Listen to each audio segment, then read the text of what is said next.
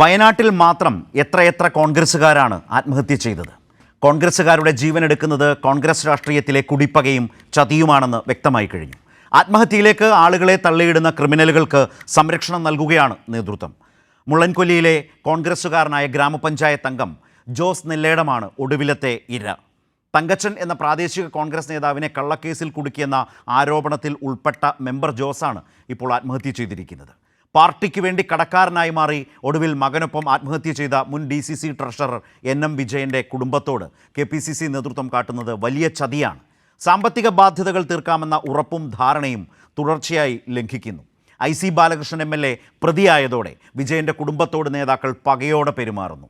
പുൽപ്പള്ളിയിലെ രാജേന്ദ്രൻ്റെ ആത്മഹത്യ, മാനന്തവാടിയിലെ PV ജോണിൻ്റെ ആത്മഹത്യയിൽ അഭയം തേടേണ്ടി വരുന്നു കോൺഗ്രസ്സുകാർക്ക്. കാരണക്കാർ ജില്ലയിലെ പ്രമുഖ നേതാക്കളാണ്.